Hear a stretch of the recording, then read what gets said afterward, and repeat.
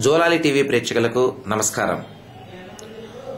తిరుపతిలో సంతాన ప్రధానిగా పేరు గడించిన ఆశాలత హాస్పిటల్స్ అధినేత్రి డాక్టర్ ఆశాలత, డాక్టర్ వెంకటేశ్వర్ల ఆధ్వర్యంలో తిరుపతి నగర పరిధిలోని రాజీవ్ నగర్ గ్రామ పంచాయతీ సత్యనారాయణపురం సమీపంలోని రాఘవేంద్ర నగర్ కూడలి వద్ద ఉన్న చర్చిలోని నిరుపేదలకు దుస్తులను పంపిణీ చేశారు. ఈ సందర్భంగా డాక్టర్ ఆశాలత మాట్లాడుతూ 2014వ సంవత్సరం చాలా దురదృష్టకరమైన ఏడాదిగా అభివర్ణిస్తూ, ఈ ఏడాది ఐకమత్యంగా కలిసి ఉన్న తెలుగు రాష్ట్రం విడిపోవడం ఓ కారణమైతే, హుదూద్ తుఫానుతో తెలుగువారు తీవ్రంగా ఆస్తి నష్టం ఏర్పడమే కాక తిరుపతిలో ప్రజానాయకుడు, స్థానిక ఎమ్మెల్యే, అందరివాడిగా ఖ్యాతి గడించిన మహానేత డాక్టర్ ఎం వెంకటరమణ మృతి చెందడం, తెలుగు సంగీత సామ్రాట్టుగా ఎదిగిన చక్రి హఠాన్మరణం తదితర కారణాలతో ఈ ఏడాది దురదృష్టకరమైన ఏడాదిగా ఆమె పేర్కొన్నారు.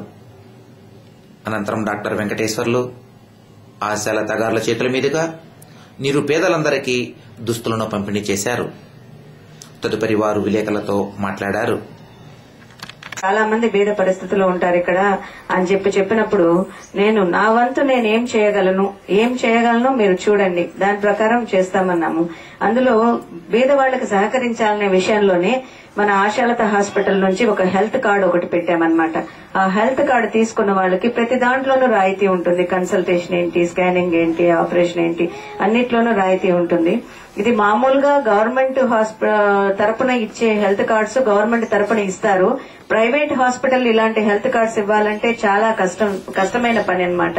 కానీ ఎంతటి కష్టమైనా కానీ మనం పేదవారికి అందుబాటులో ఉండాలి అనే ఒక ఉద్దేశంతో ఈ హెల్త్ కార్డ్స్ ప్రవేశపెట్టడమైనది. అది మీరు ఎవరైనా కూడా కుమారమ్మ ద్వారా వచ్చి మీరు అవకాశాన్ని తీసుకోవచ్చు. తర్వాత ఈ క్రిస్మస్ అయితే మళ్లీ మనం కొత్త సంవత్సరంలోకి అడుగు పెడతాము. పాత సంవత్సరం ఎందుకో మన తిరుపతి వాసులందరికీ కూడా కొన్ని మర్చిపోలేని విషాదమైన సంఘటనలు జరిగాయన్నమాట. ఎందుకంటే మనం రాష్ట్రం వెంటనే 2014 రావడం, రాష్ట్రం విడిపోవడం, ఆ తర్వాత తుఫాను రావడం, హుదూద్ తుఫాను రావడం, ఉత్తర కోస్తా ఆంధ్ర అంతా అతలకుతలమైపోవడం, చేదు అనుభవాలు వరుసగా. తర్వాత మొన్నటికి మొన్న మన ప్రియతమ శాసనసభ్యులు వెంకటరమణ గారు శాశ్వతంగా మనల నుంచి దూరం అయిపోవడం. ఈ చేదు అనుభవాలన్నీ కూడా 2014లో మనం అనుభవించాము. సో ఎక్కడి నుంచి ఈ చేదు అనుభవాలను ఇక్కడే మర్చిపోయి మనం 2015కి ఆనందంగా వెళ్లాలని, దానికి మన రాష్ట్ర నాయకులందరూ కూడా మన స్వర్ణాంధ్ర నవ్యాంధ్రప్రదేశ్ నాయకుడు శ్రీ నారా చంద్రబాబు నాయుడు గారి ప్రణాళికలన్నీ వల్ల కూడా మన రాష్ట్రం అంతా సుభిక్షంగా ఉండాలని, మన తిరుపతి ప్రజలంతా కూడా సుభిక్షంగా ఉండాలని, ఎప్పుడు పిల్లా పాపలతో ఆయురారోగ్యాలతో కలకాలం ఉండాలని, సుఖశాంతులతో ఉండాలని ఆ దేవదేవుడిని కోరుకుంటున్నాను. చాలాసేపు వెయిట్ చేయించాము. మీ అందరికి కూడా క్రిస్మస్ మరియు నూతన సంవత్సర శుభాకాంక్షలు. మనము అతి పవిత్రమైన తిరుమతి పుణ్యక్షేత్రంలో ఉన్నాం.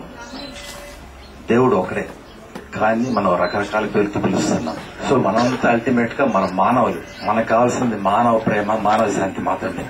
సో మనందరూ కలిసి కట్టుగా అందరూ ఉండి ప్రేమానుగాలు పంచుకుంటే మన దేశం ముందుకెళ్తుంది, ప్రపంచంలో శాంతి రాగలుగుతుంది. సో మేడం చెప్పినట్టుగా మన హాస్పిటల్ తరఫున మీకు హెల్త్ కార్డ్స్ కావాల్సిన వాళ్ళు మీ ఫోటో, రేషన్ కార్డు కాపీ తీసుకుని వస్తే దాని మీద మా హాస్పిటల్ సీల్ వేసిస్తాము. దాంట్లో ఎవరికి ఎంత డిస్కౌంట్స్ కావాలో వాళ్ళ ఆర్థిక స్తోమతను బట్టి తప్పకుండా తగ్గిస్తాం. మందులు అయితేనేమి, పరీక్ష అయితేనే కూడా తప్పకుండా మీకు అన్ని సేవలు చేస్తాము.